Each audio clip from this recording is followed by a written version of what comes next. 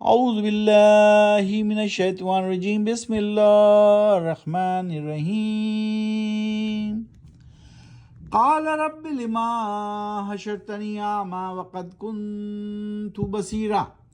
ابھی آپ کے سامنے آیت نمبر 125 کی تلاوت کی گئی۔ اب ہم اس کا ترجمہ دیکھتے ہیں۔ آج ہم کریں گے 125 سے 130 تک کی تلاوت، 125 سے 130 تک کی تلاوت۔ سورہ وہی ہے، سورہ طٰہٰ، 20ویں صورت ہے، 16واں پارہ ہے، 20ویں صورت، 16واں پارہ، 16ویں پارے کا نام ہے قال علم۔ تو اس صورت میں، سورہ طٰہٰ میں کل 135 آیات ہیں، 135۔ تو آج ہم 130 تک کریں گے اور انشاءاللہ کل اس کو ختم کریں گے۔ اس سورہ کے ختم ہونے کے ساتھ ہی پارہ قال علم یعنی 16واں پارہ بھی ختم ہو جاتا ہے۔ تو اس طرح ہم کل کے بعد یعنی کہ پرسوں 17ویں پارے میں داخل ہو جائیں گے اور 21ویں صورت پڑھیں گے انشاءاللہ تعالی۔ تو اب اس کے معنی دیکھتے ہیں۔ کہے گا وہ انسان، اے میرے رب کیوں اٹھایا تو نے مجھے اندھا، حالانکہ تھا میں آنکھوں والا دنیا میں۔ سو اللہ سبحانہ وتعالیٰ نے وہاں چیلنج کر دیا کہ جب تم لوگوں کو جو منہ موڑے گا میری ذکر سے، میری ہدایت سے، تو وہ اٹھایا جائے گا قیامت کے روز وہ اندھا۔ تو اب کہے گا انسان کہ بھئی مجھے اندھا کیوں اٹھا رہے ہو اے رب، کیونکہ میں تو آنکھوں والا ہوں دنیا میں۔ قال كذلك أتتك آياتنا فنسيتها وكذلك اليوم تنسى۔ ارشاد ربی ہوگا، اسی طرح جیسے آئی تھیں تیرے پاس آیات، نشانیاں، معجزات، احکامات، ہدایات ہماری، تو بھلا دیا تھا تو نے انہیں، اور اسی طرح آج بھلا دیا جائے گا تجھے بھی۔ اس لیے اندھا اترایا جائے گا کہ وہ دنیا میں اندھے پن کا مظاہرہ کر چکا کہ جب احکامات آئے، جب ہدایت آئی تو نے ان کو دیکھا ہی نہیں، پلٹ کر اس کو گردانا ہی نہیں، اس پہ عمل ہی نہیں کیا، اس کو مانا ہی نہیں، انکاری رہے، منکر رہے، کفر کرتے رہے۔ وَكَذَلِكَ نَجْزِي مَنْ أَسْرَفَ وَلَمْ يُؤْمِنْ بِآيَاتِ رَبِّهِ وَلَعَذَابُ الْآخِرَةِ أَشَدُّ وَأَبْقَىٰ۔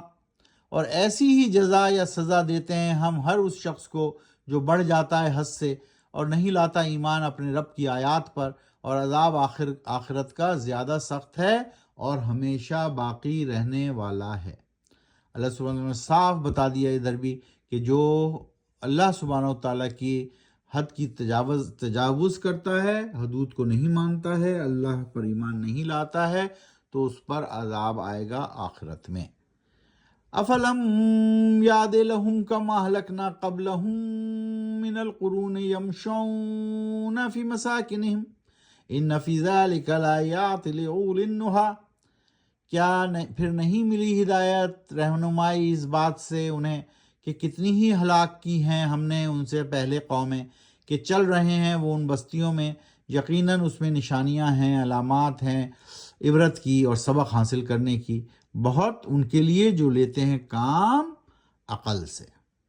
تو اللہ سبحانہ وتعالیٰ نے پھر بتا دیا کہ ہم نے ایسے پہلے کئی قومیں ہلاک کی ہیں جنہوں نے اللہ سبحانہ وتعالیٰ کی نشانیوں کی روگردانی کی، ان کو نہیں مانا اور ان سے سبق حاصل نہیں کیا۔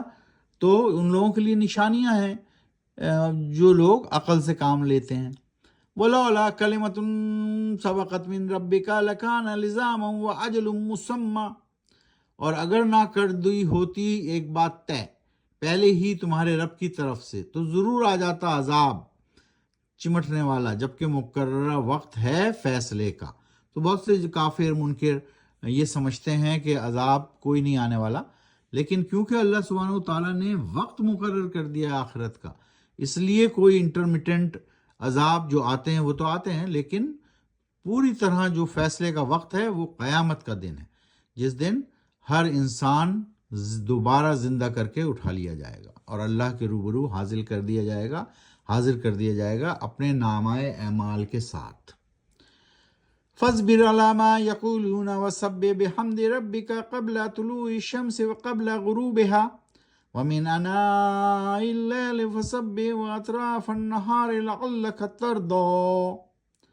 تو کیجئے صبر ان پر، ان کی باتوں پر اے نبی صلی اللہ علیہ وآلہ وسلم جو کہتے ہیں وہ، اور کیجئے تسبیح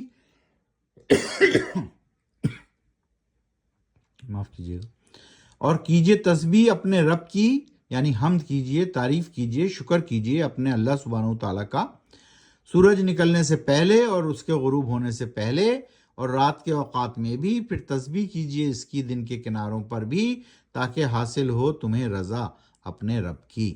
اس طریقے سے ہر لمحہ اللہ سبحانہ وتعالیٰ نے بتا دیا کہ ڈان ٹو ڈسک، غروب ہونے سے پہلے، رائٹ، سورج کے نکلنے سے پہلے، سورج کے غروب ہونے سے پہلے، رات کے اوقات میں، دن کے تو یہ اصل میں 5 وقت کی نمازوں کا ہی اشارہ ہے کہ آپ تسبیح کرتے رہیں، اللہ کی شکر بجا لائیں، اللہ کی تعریف کریں، حمد و ثنا کریں، نماز پڑھیں، دعا مانگیں اور اپنے آپ کو اللہ کے احکامات کا پابند رکھیں.